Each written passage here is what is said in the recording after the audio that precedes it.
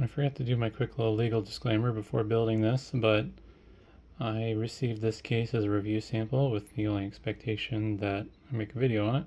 But yeah, get to build this for the second time. Well, this will be the second and hopefully final time I build this out.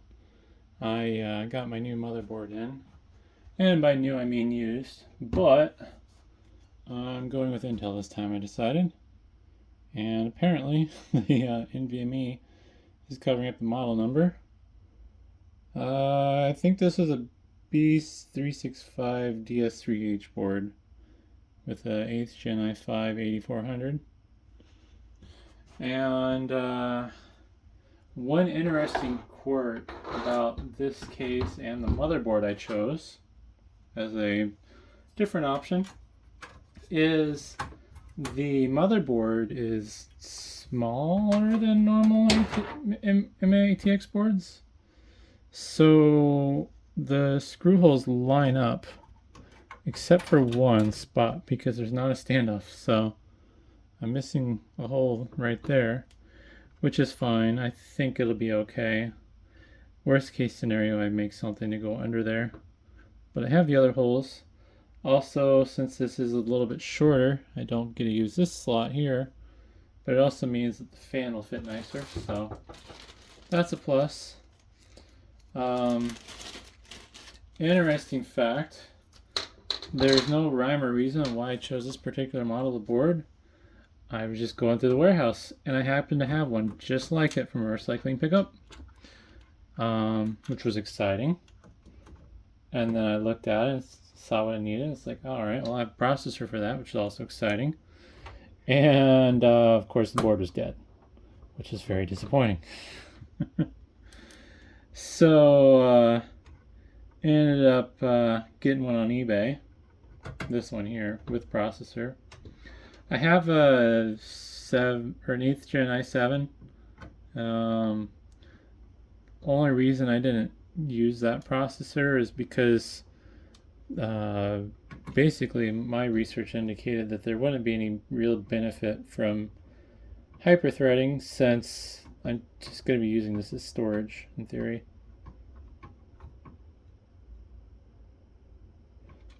But yeah, so then I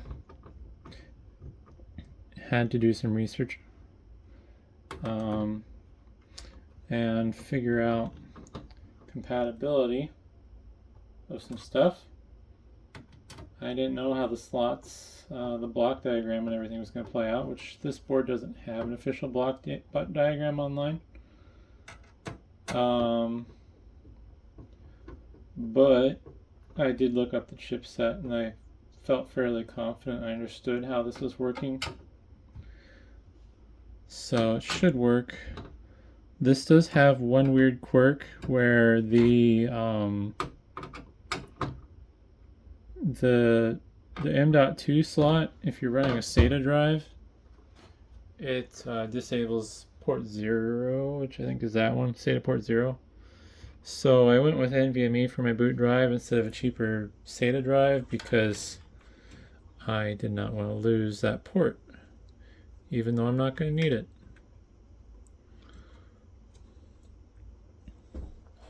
Cool thing is now that I've built this once, I have a better idea of how to build this more efficiently and effectively. I'm probably going to make a video on that. I don't know quite for sure how I want to do that. Let's see here. Just want to clean up some of these cords and cables so they don't go where they don't belong. I'm a little bit worried about this cooler for the Intel CPU. I may end up going with a different cooler, in all honesty. The reason being is there's nothing protecting the fan blades, and I'm afraid the fan blades are going to have problems with cables and stuff. I was going to do a cooler swap where I use like an old Dell heatsink, but the bracket for screwing the cooler down is not compatible with this board because there's capacitors in the way that are through hole. And I didn't want to take like a grinder to the mounting bracket and modify it because it just seems silly. So, sticking with Intel stock cooler until I see otherwise.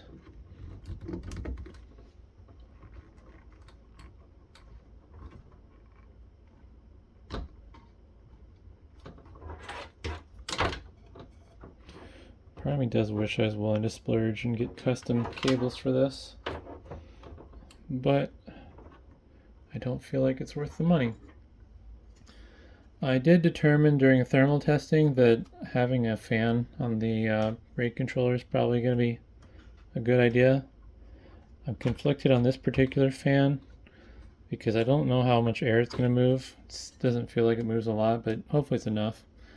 Also, I 3D printed this mount, which I found on Thingiverse. I will put a link in the description to that. It seems to be fairly nice.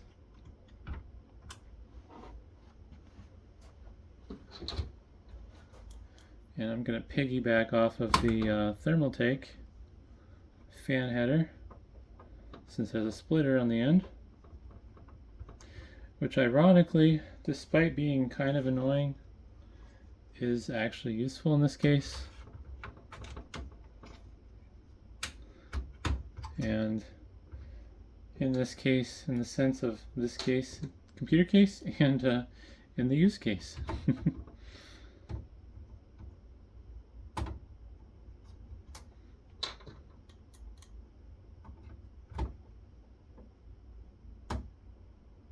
There we go.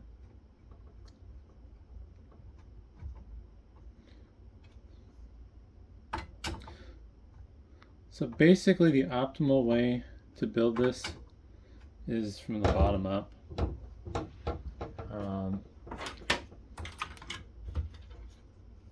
Let's see here.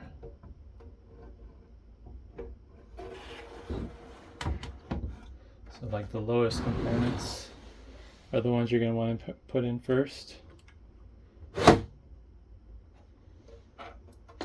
now that this has gone in and out of the case a few times, it's gotten easier to work with.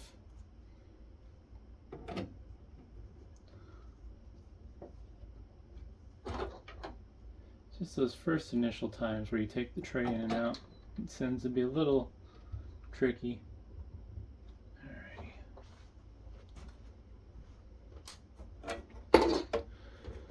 One thing I'm excited about this board, which I don't know if I said already or not, it has basically everything I could need or want.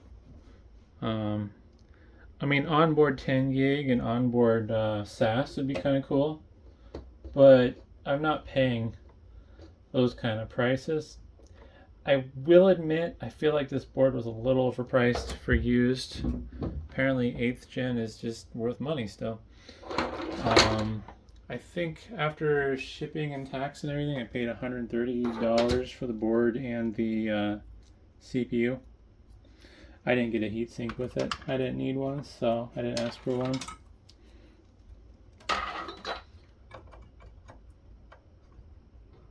I figured I'm going to use my own heatsink, so no reason to pay for one. And I think the seller I got this from only had stock coolers anyways. I probably should have asked, seeing if they had something a little nicer than a stock cooler. The only bummer about the stock cooler is I've got to be careful about wires not getting in the fan. I already forgot which way this goes. I think it goes this way.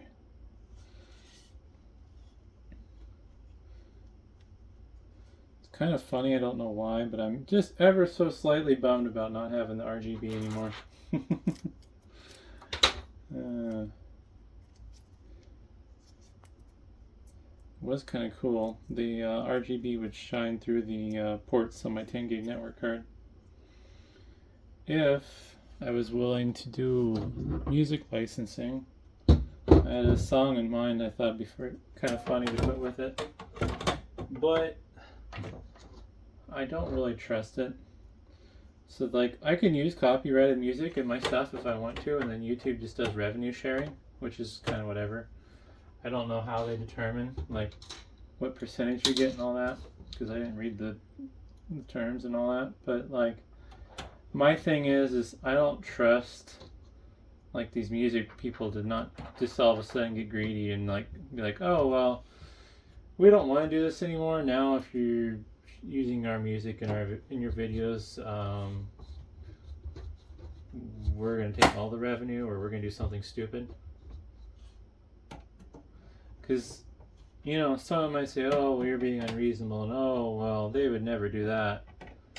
But you look at companies like Sony, when people are buying media, and then Sony's like, oh, yeah, by the way, you don't own this anymore, we're taking it away. And it's like, well, no, yes, I don't know.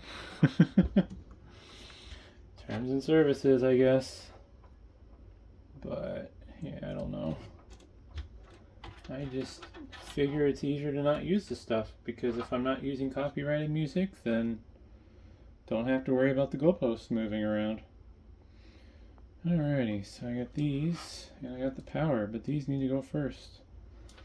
I did replace the adapter thing that I damaged, so I'm gonna go from this one here over.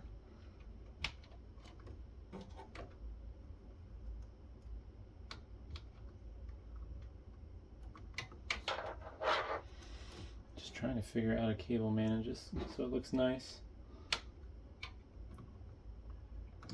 Hopefully I can refrain from causing any more damage to these adapters.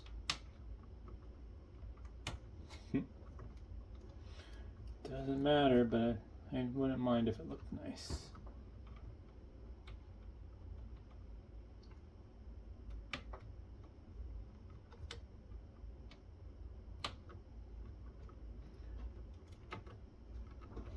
I'm going to grab some SATA cables, but I think I can plug these all in without burying those SATA ports.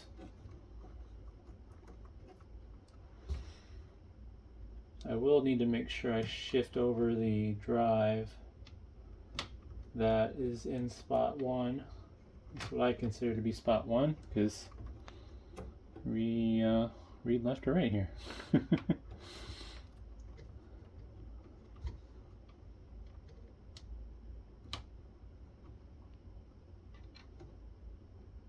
The only reason I damaged that one adapter is because I think I pulled on the cable crooked. Still would function, it's just I busted off the little guide tab that would make the cable go the right direction, stop you from plugging it in backwards.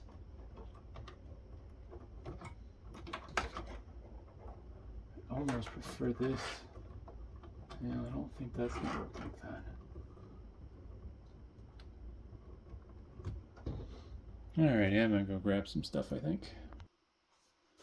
Alrighty, well, before I get too deep into this, I need to plug in front panel, which tripod's going to be in the way. Alright, only bumped the tripod twice, so probably a good thing I paused. Got the front panel hooked up. USB 3's there.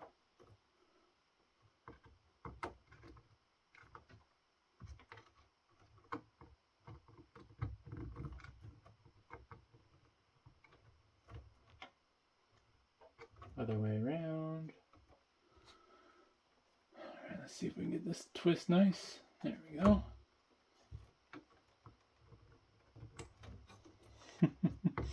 Try not to bump the tripod.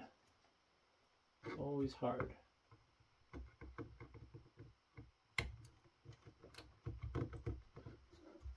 I'm actually glad I'm going to have working USB 3 this time around, because last time it was kind of inconvenient not having access to that. I think I got plugged in all the way. Although I'm seeing a problem here I don't like. I don't like the path of this cable. I don't think I have much of a choice though.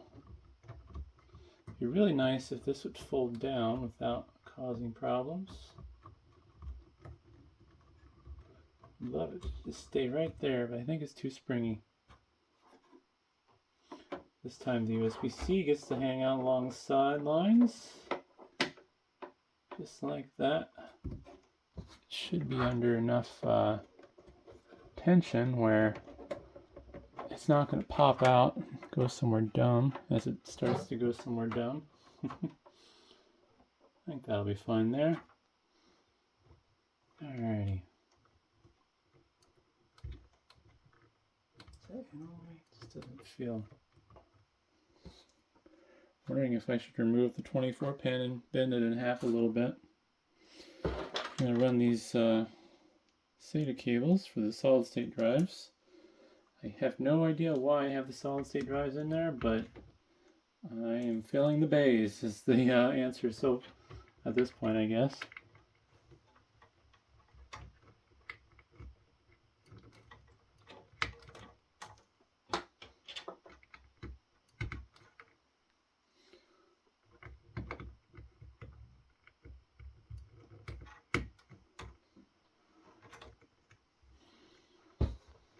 Also, I'm not certain how I'm going to get power to them quite yet. Alright,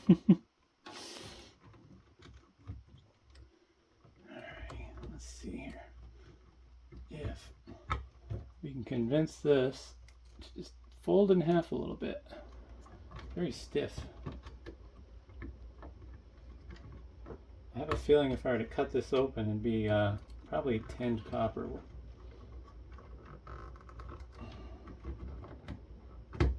There we go. I think that'll help a little though. Let's plug these in.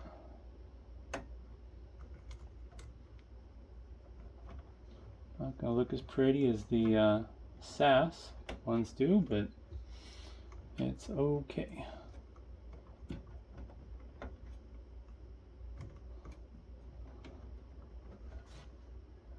On the wrong side of the tripod. So I messed up here. I need these SATA power cables to probably be in front of everything.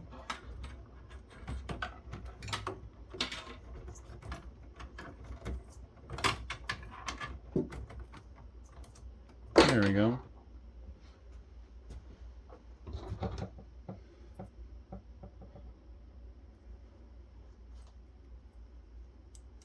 Just going to give these SATA power splitters a little squeeze. All right, plug them all in.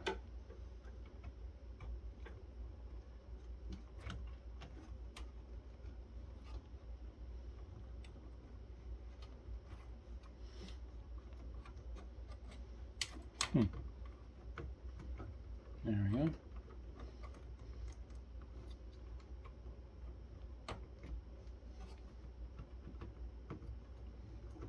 Luckily there's some slack in that, so it's not too big of a deal. Alright, I got two of these. I want to split the load up. I don't want to load one down too much, so unfortunately, since I'm adding more drives, 5 is going to 1. And then, where do you put my other splitter at? There we go. I'm going to be doing a bunch to the other one.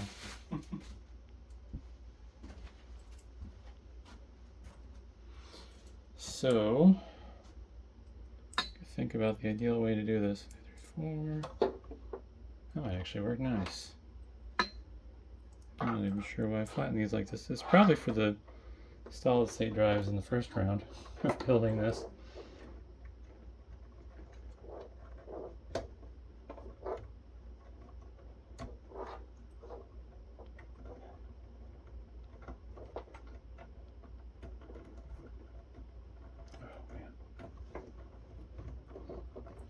Squeeze.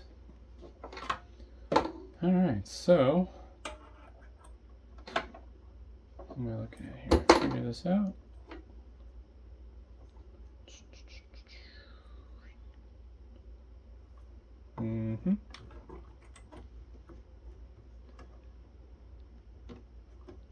Nope, don't like that. Let's see here. Oh, that's not gonna reach. Well, that's sad. Oh well. I was thinking I might not need this anymore.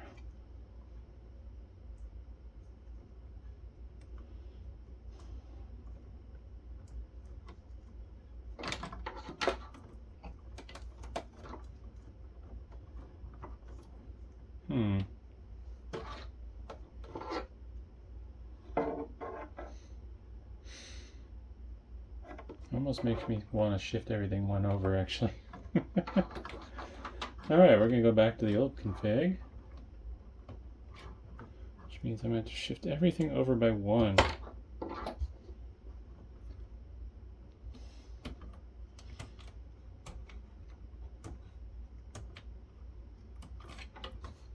Which is fine. Cold spare needs to go somewhere. I just trying to make this work nicely. Honestly, I don't think the cabling has too big of an impact on airflow. But if anything, I'm trying to make it look nice.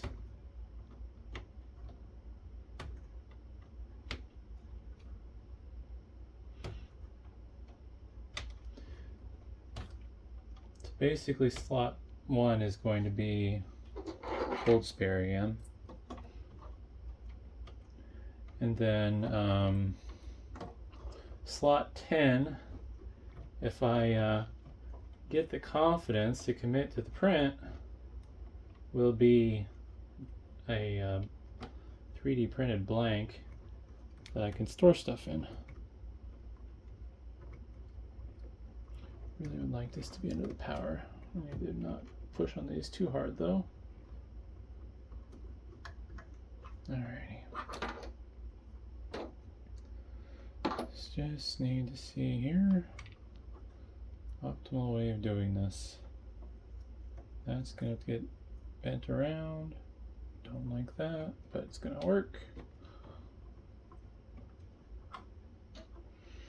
This will go here. Feel like that'll work nicely. And I don't think my fear of cables getting in the CPU fan is going to be realized. I don't think it's going to be an issue.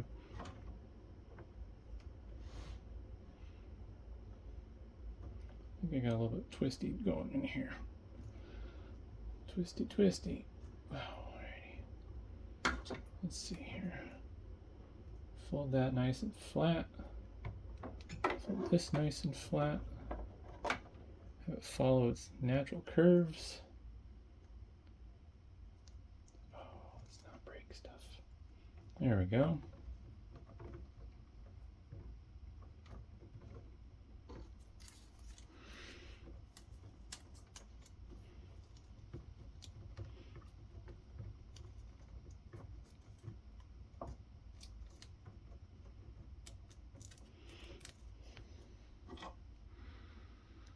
Yeah, we got this.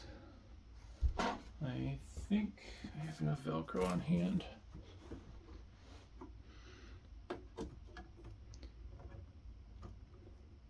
Let's see here. I'm going to get this to fold in a way that's nice and out of the way. So I'm kind of just tying this to something that's not going to let it let it go somewhere bad. I need 2 pieces of Velcro. Theory.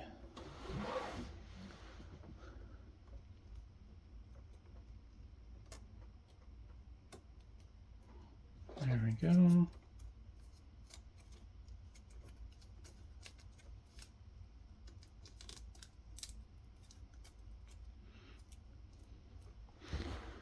And then, all right, need 1 more piece of Velcro. I don't think that's gonna be long enough. We'll find out. Trying to figure out an optimal way to attach this. I think I'm just gonna attach it to the SATA cables.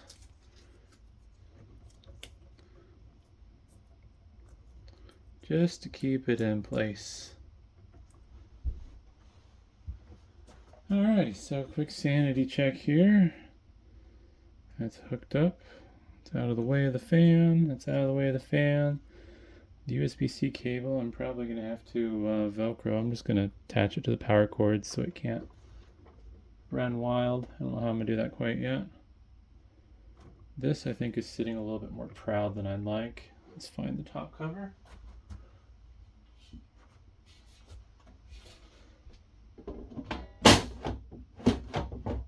Yeah, it's kind of a little proud, but I think it'll be fine. I just don't want it to fall into the fan blades. I don't really care about the fan on the heatsink, but one thing I don't want is have it cut through the wires of voltage lines.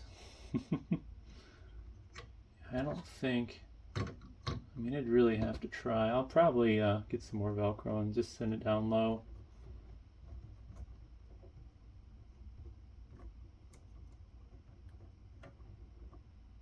Alrighty, I'm gonna grab some Velcro. Alrighty. So, I think I'm just gonna hang this all together. More for keeping it where I want it than anything else.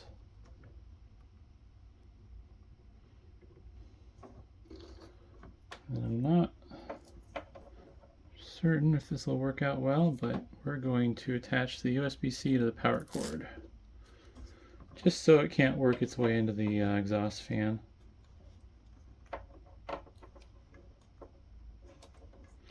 I think I'm really going to like this motherboard. I'm really hopeful that it's going to be the motherboard of my dreams.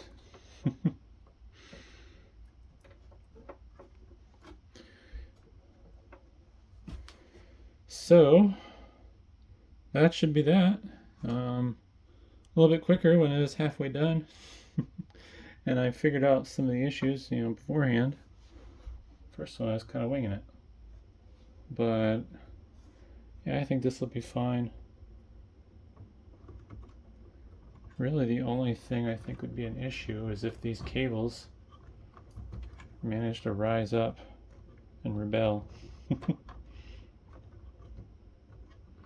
But I think I have these in fairly optimal positions. And the cover will go on. Where did I put it? There it is. Ta-da! So, hopefully that was interesting. I will be doing thermal tests again. And yeah, thanks for watching.